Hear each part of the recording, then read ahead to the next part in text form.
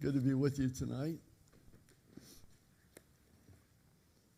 You can tell, I think, from the title of the handout that I kind of switched. I didn't go to 2 Corinthians 4:18. I decided to go this direction and talk a little bit tonight about the power of encouragement. The power of encouragement.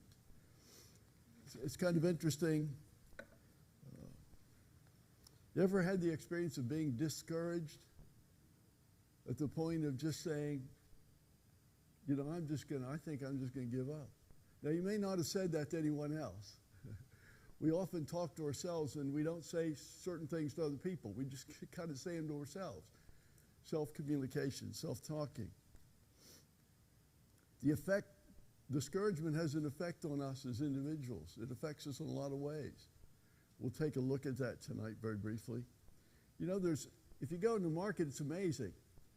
I was in the market today and I was looking for some things, and I walked down this aisle where they had the drinks. And they have a whole section of energy drinks. You know, it's unbelievable. Energy drinks, basically they can boost your energy, make a new you. Then at the end they have these energy bars. No, I don't mean, candy bars. I call them candy bars, but they're energy bars. And if the drink doesn't boost you, then the energy bar will. And if you put them together, I guess you ought to be able to run all day on very little. But there's a biblical solution for discouragement. And it's not energy bars and it's not energy drinks. It's something that the Lord has put together. It's called simply encouragement. Let's take a look for just a minute at the problem of discouragement. I want to look first of all at the reality of discouragement. When I said, have you had the experience of being discouraged? I think almost every head shook. You know, that's a common experience we have. And as we look at our environment today and what's happening, it's very easy to get discouraged. I think it's difficult to watch the news for any amount of time, more than about 3 minutes, and pretty soon you get discouraged. You think, can it get any worse? And you say, no. And the next time you turn on the TV, it's worser. And it gets worser. And pretty soon you begin to wonder. And, I cut back on my news because I talked to the TV. And Treva said, you better shut that thing off. And that was a wise decision. It was a wise decision. But our environment basically it's as if sin has just multiplied. It's Romans chapter 1, the last part of Romans chapter 1. We're seeing that in compression almost. Very quickly it's happening. More and more is happening, and there's a sense of things are out of control. Totally out of control. But our environment basically, Romans chapter 12, verse 1 talks about this. It says, let's go there for just a minute. Romans 12:1. It's a verse we probably all have memorized, or at least we know fairly well. I beseech you, therefore, brethren, by the mercies of God, that you present your bodies a living sacrifice, wholly acceptable unto God, which is your reasonable service. We're living in a world where that's a real challenge today, because we're bombarded from all directions with information. And the information sometimes is designed to change our mindset and to move us not in a godly direction, but in the opposite direction. We'll jump down to our environment. Our EN environment is out here. It's around us. It surrounds us, our culture.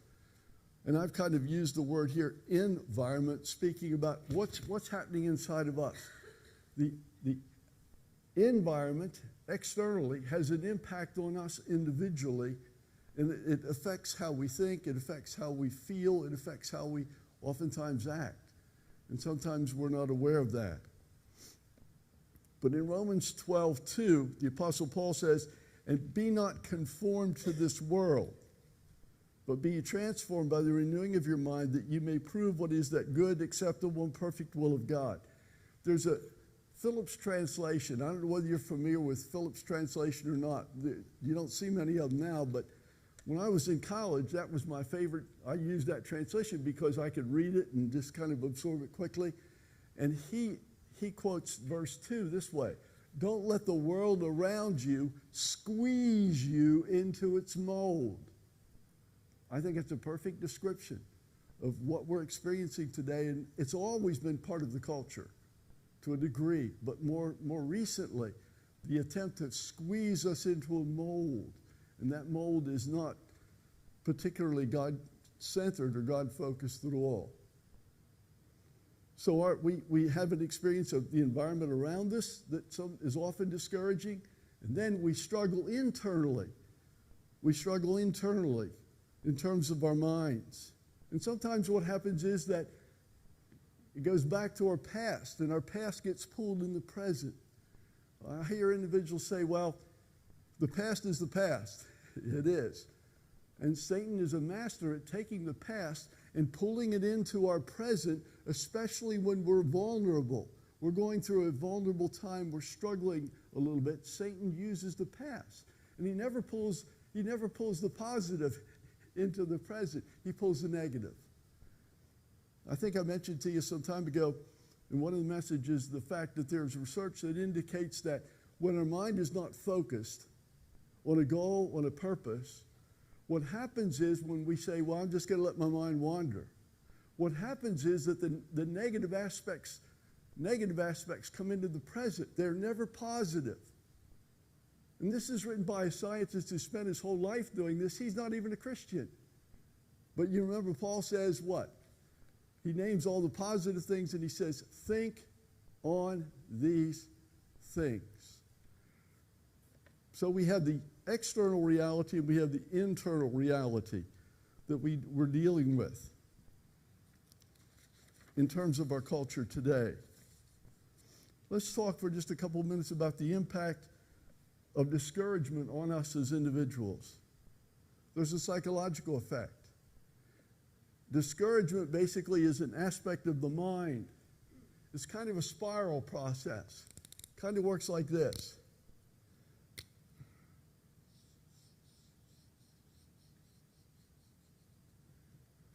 And I'm not going to write the terms here. I'll point, all right?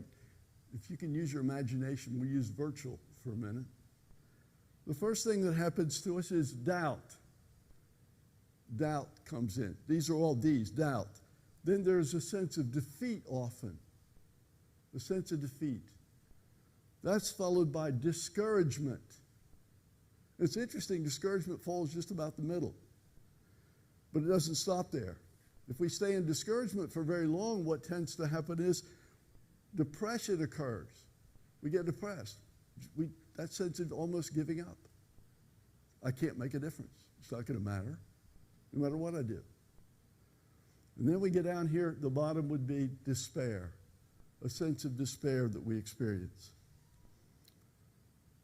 We also, the second thing that happens to us often is a loss of energy. A loss of energy. And basically, sometimes that's reflected in our comments. Language is a very interesting thing. We often focus on behavior of people. But when we listen carefully to what we say and others say, oftentimes they share more than they intended to share if we listen very carefully. Sometimes it's the tone of the voice. Sometimes it's the choice of words. But there's a communication that occurs, and if we pay attention, we can sometimes tune in. And especially as we talk about encouragement, that becomes critical for an encouragement, that we pick up when a person is not where they normally are, and they're just kind of beginning to drop a little bit. We sense that. Have you had that experience before? A close friend, a person that you work with, that you've been around for a while? A husband, a wife? Well, that's interesting. Because sometimes we pick up on them and we say, is something wrong? And they say, help me. No. Well, you're acting kind of like there's something wrong. You see, we forget they have a whole history of us. And sometimes that history is extended. They've been through a lot, so they pick up on us very quickly. And we lie. No, it's nothing. It's not important. It's not significant. Then why are you acting the way you are? They may not be that blunt. It may be kind of softly going in to explore this, you see. There's a loss of energy. I don't feel like doing anything. I'm just tired of trying. I'm just tired. There's also a loss of motivation. Sometimes that's reflected in terms and statements like, I can't make a difference anyhow. I can't make a difference anyhow. Sometimes it's, I don't have anything to contribute. And sometimes that happens in Christian circles. Sometimes we get to the point where, especially when we're discouraged, we get to the point where we say, you know, I can't make a difference anyhow, or I don't have anything to offer, or what can I do that would help in the church? And we forget that each of us, God has given us gifts. And each of us are significant to God. There are no unimportant people. There are no invisible people when it comes to God, because He knows each of us by name, and He has the hairs on our head numbered. You can't get any more personal than that. And so, but there's a loss of motivation. Then sometimes there's a paralysis of the will. In Galatians 6:19, it talks a little bit about that. We get tired of reaching out, we get tired of responding to people. And we get overwhelmed and we feel like, I'm just so tired, I don't want to do anything. And then sometimes the fifth thing that happens is we begin over a period of time, as we kind of fall down this funnel here, we get to the point where we begin to withdraw from activities. We begin to kind of isolate ourselves just a little bit at a time. And sometimes, especially a friend of ours or a family member, a husband or wife, they pick up on that and they say, what's happening here? And they try to reach out and they try to pull us back in as they see us begin to kind of slip away and to begin to kind of isolate ourselves or withdraw from activities. The danger of retreats, always a reality, you know. And there is an appropriateness to retreating for a period of time. I put a mountain, use your imagination again, okay? This is a mountain. Okay, this is a mountain. And sometimes we start out and we have a goal, we have a purpose, and we're aware of that. And we know what our gift is, and we're involved and so forth. But things happen along the way, externally and internally. And sometimes as we start to climb, we get to the point where we camp a little bit. But there's nothing wrong with camping. Sometimes what? We need a break. There's a biblical concept, come ye apart and rest a while, or come apart. And sometimes we don't know, we're not sharp enough to know when we need to rest a little bit, so we don't come apart, and so we don't get discouraged and get overwhelmed. But so from camping, then we move on up, and you'll notice this is kind of up and down. It's a struggle. We get all the way to the top. But sometimes what happens is we stop climbing and we quit. Camping is a better option for a while. Time out. But when we see other believers, other friends, we see them struggling, that's when encouragement comes in, when we have the opportunity to step in and we have an opportunity to help them. Elijah is my favorite person. And he's my favorite person because biblically it says Elijah was a man like us. You know? Now this is the same guy called down fire from heaven. Okay? Had the contest with the prophets of Baal. Unbelievable. By himself. He was not by himself. God was with him. But that was about it. And you remember what happened after that mountaintop experience. After being up here, the mountaintop, literally mountaintop, called down the fire. slaughtered the prophets of Baal. And then who was it said, I'm going to kill you. I'm going to put a contract out on you. You know, Queen Jezebel. Nobody names their kids Jezebel. Women, girls, Jezebel. There's a reason for that. And you remember he went off into the desert? And he got to a point where basically he said, God, take my life. Now this is the same guy who was at the mountaintop. That's why I like Elijah, because I can identify with Elijah. Makes sense to me. Let's look at the power of encouragement. What are some of the principles? 1 Thessalonians chapter 5. If you turn there for just a minute. 1 Thessalonians 5.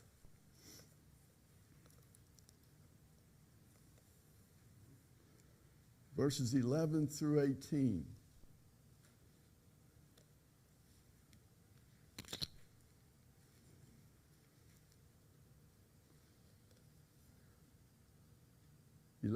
Wherefore comfort yourselves together and edify one another as also ye do.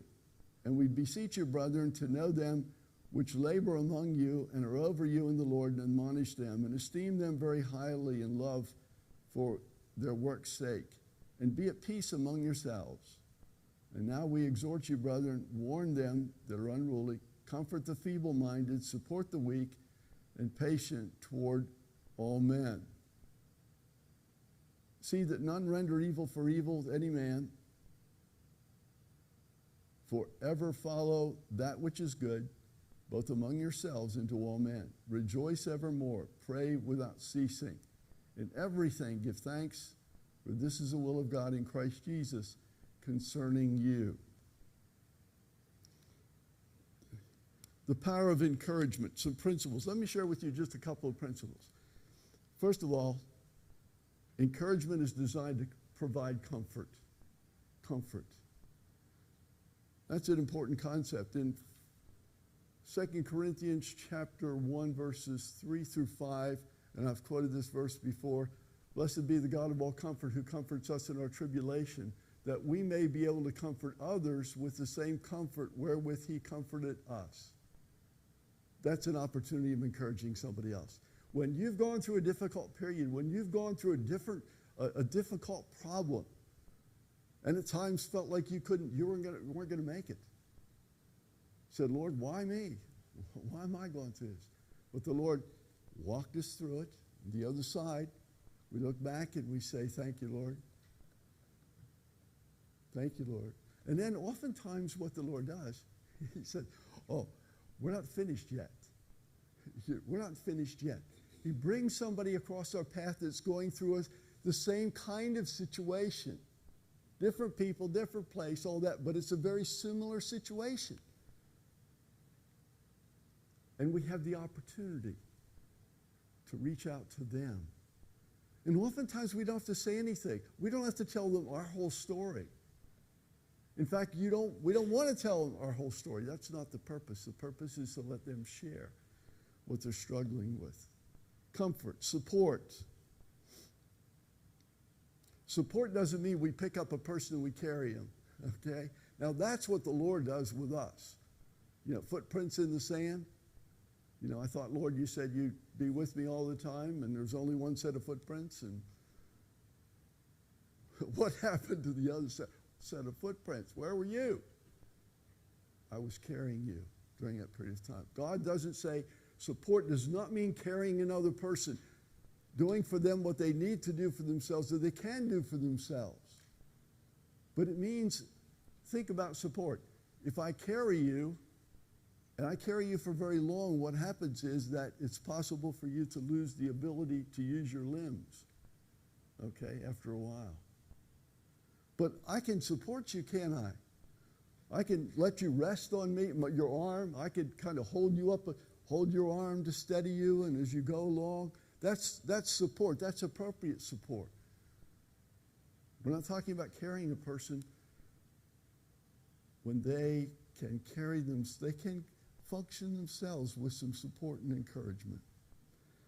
Confidence, a word. Words are powerful things, aren't they? Words are powerful things. All of us have had the experience of somebody using words in powerful ways that were like a sword, double-edged, and it has an effect. But words can not only hurt, but words can heal. Words are a means that God has given us to help heal other people. A word of encouragement. You ever had the experience of struggling with something and somebody walked by and you were kind of in your own head and you happened to notice and they said, "How are you today? It's good to see you." And all at once, boop, you jump out of your head and you hear what they're saying. Or it's a smile. It's some manifestation by nonverbal communication or verbal communication that basically they're noticing you and they're concerned about you. The next one is give hope, a sense of mission. And I think I've used this before, probably don't want to wear it out, but there's a hope. Hope is critical because hope always is related to the ability to cope. As I lose hope, as I lose hope, I lose the ability to cope. And as a Christian, we can, it's not that we lose hope in terms of our eternal salvation, where we're headed, but in this life, as we go through some of the struggles and difficulties, we lose that sense of hope. It begins to dim a little bit. And sometimes God will send somebody along who sees that in us, and they provide encouragement to us, and that increases our sense of hope. And as our sense of hope increases, our ability to cope increases at the same level. And we walk away sometimes from a conversation and we feel differently than we did before we had the conversation with that person. They encouraged us. Change creates sometimes discouragement. Change does. And we often need encouragement. We need encouragement during times of loss of job, loss of a friend, loss of a family member, an illness or a sickness. Somebody's gone astray, and they're there, and we see them, and God brings us across their path and gives us the opportunity to be a source of encouragement, to reach out to them and to encourage them to come back. Change in a familiar part of our lives. Changes at work. Children leaving home. Then sometimes they come back. You ever notice that they go to college and they come back the first year, it's a little different because you're used to them being away, and they're used to being away and they come back. The dynamics change a little bit. They're used to being on their own, now they're back here. Interesting dynamic. A phase of life such as midlife or aging, the process where performance slows down, where your brain says something but your body says, "Fool, stop. You can't do that anymore the way you did it before."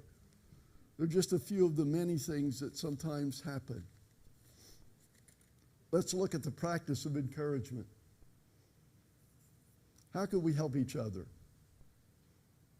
First of all, let's look at I called it simply the encourager. Okay? The encourager.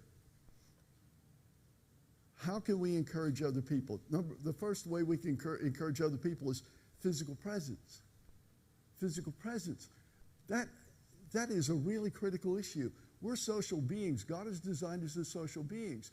If you isolate yourself long enough, pretty soon you lose a sense of equilibrium. You lose a sense of balance. And sometimes physical presence. Somebody's lost a loved one. Interesting experience watching at funeral homes.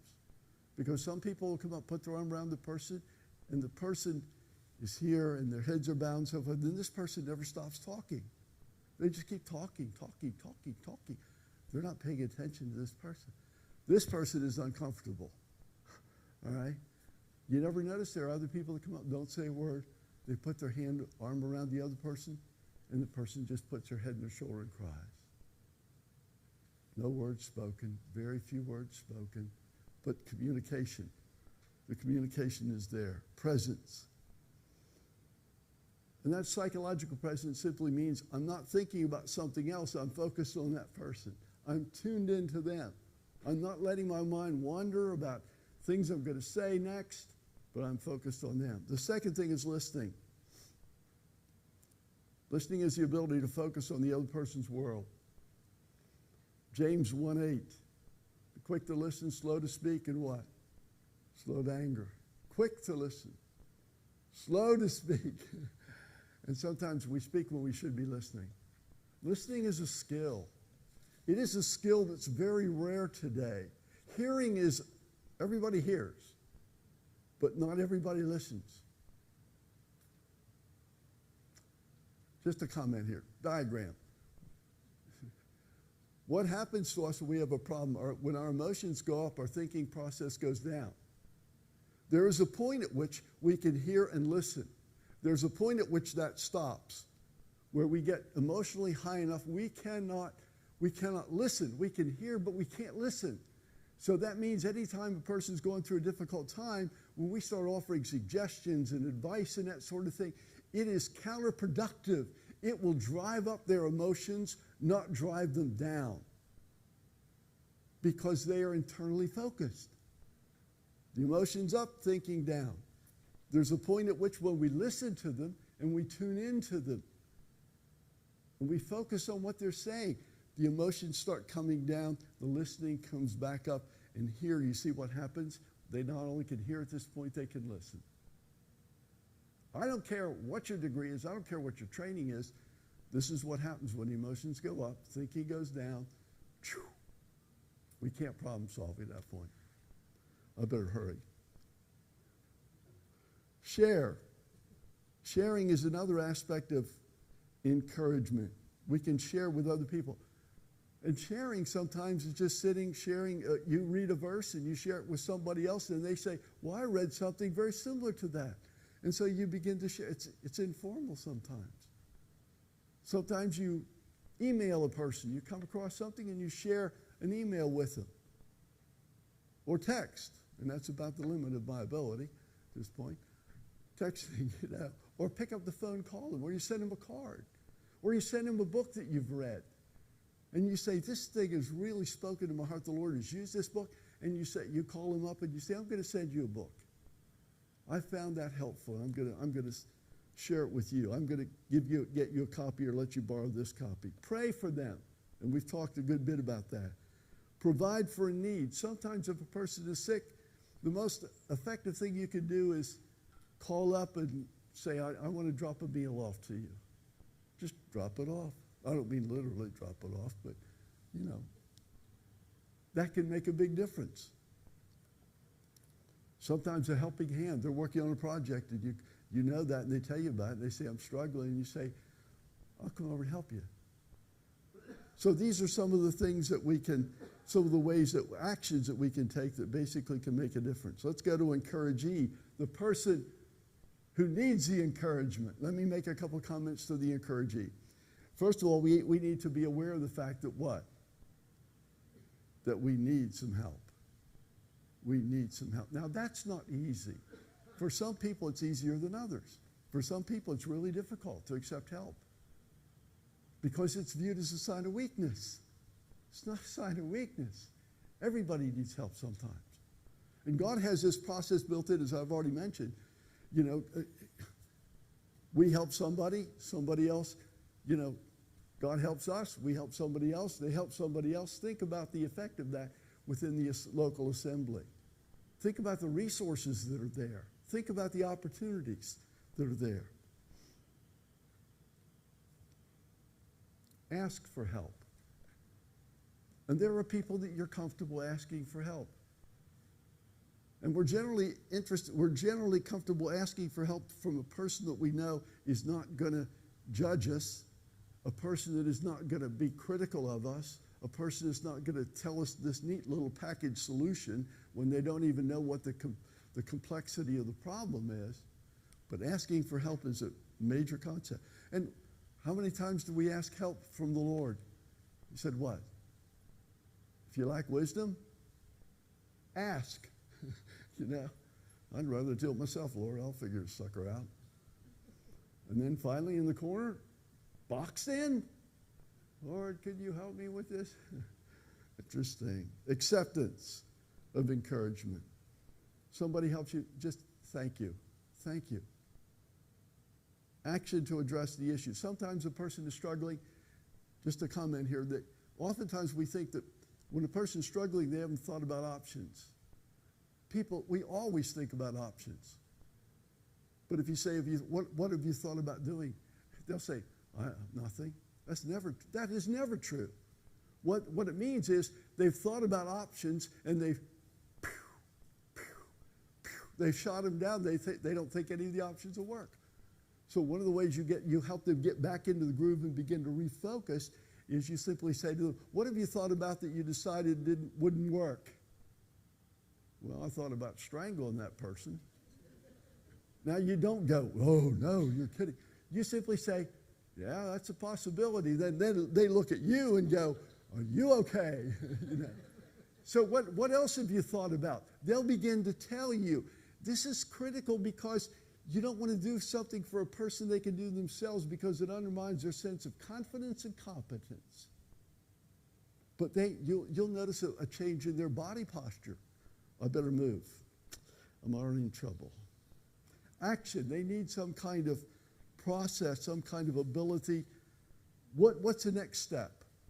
Maybe sometimes it's involved helping them, encouraging them, is trying to help them think about the next step they can take in terms of the issue. Let me just very quickly wrap it up. Encouragement. Okay. There we go. What are the benefits of encouragement? Number one, energy level is increased. Not only for that person that you've helped, but also yourself. Interesting. Our spiritual perception is clarified. Oftentimes we have the opportunity, we have an opportunity of new ministry, new outreach, an opportunity, a new friend that we built. We've gotten to know. Our sense of purpose is renewed. We're back in the game again. We've stopped withdrawing. We've decided, okay, I need to move back in. Our sense of purpose is renewed. Our faith replaces fear. Because when we're discouraged, one of the things that happens, the first emotion that occurs is fear at some level. Fear begins to dissipate. Faith begins to replace fear. I put down there, takeaway. It's looking at one, times that you can be the encourager, and number two, times that you can be the person who is encouraged. So think about that this week. Think about, just say, Lord, give me the opportunity to be an encourager to somebody. You know, and we're not talking about major things. Sometimes just listening for 10 minutes. Lord, I need encouragement this week. Send somebody my way, will you? Yeah. And the Lord will do that.